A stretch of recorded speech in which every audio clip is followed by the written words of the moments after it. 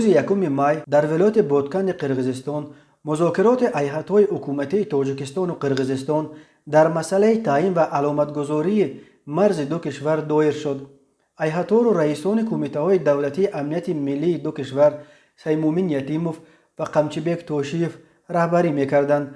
در انجام مذاکرات قمچیبک توشیف و سیمومین یتیموف به نزد خبرنگاران حاضر شدند و گفتند که طرف‌ها یک پروتکل عبارت از 4 بند را امضا کردند. آنها از افشای جزئیات تفاوضات به دست آمده خودداری کردند. توشیف فقط گفت که آنها از جمله در مورد آتش بس و از مناطق مرزی به محله استقرار دائمیشان عقب کشیدن تمام نیروها که حالا در مرز وجود دارند توافق کردند. خدا کند که در کشورهای ما آرامی کامل حکم فرما شود. ما خیلی امیدواریم که تمام قرارهای در پروتکل درج شده اجرا خواهند شد، گفت توشیف. رهبر هیئت تاجیکستان سیدمومین یتیموف مذاکرات دایر شده را مذاکرات مشکل ولی پرمحصول نامید. ما برای آن جمع شدیم که تمام مشکلات موجوده را حل و فصل کنیم. بین ما گفتگوی مشکل صورت گرفت. فاجعه‌ای که در مناطق مرزی روی داد نباید دیگر تکرار شود، چون که در این منطقه ها خلقهای ما زندگی دارند.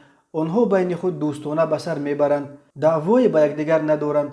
ما سیاستمداران باید مسئله ها را حل کرده به مردم امکان زندگی در صلح و صلاح را فراهم بیاریم. من باور دارم که به زودی ثبات کامل تامین خواهد شد. توافق درباره روز 1 مای در بادکند برگزار کردن مذاکرات هیئت‌های حکومت تاجیکستان و قرقیزستان یک روز پیش در جریان صحبت‌های تلفنی پرزیدنت‌های تاجیکستان و قرقیزستان امامعلی رحمان و صادر جباروف به دست آمده بود. این مذاکرات در پی مناقشه‌های خونین روزهای 28 و 29 اپریل در مرز این دو کشور است که با حدود 50 کشته و بیش از 200 زخمیش خونین‌ترین مناقشه در تاریخ نزاع‌های مرزی تمام آسیای مرکزی در چند ده ساله آخر شده است. نیمه دوم روز 3 اپریل وضع در تاجیکستان و قرقیزستان نسبتاً آرام شده بود، ولی روز 1 مای درباره تیرپرانی‌های نو از این مرز خبرها به دست رسیدند.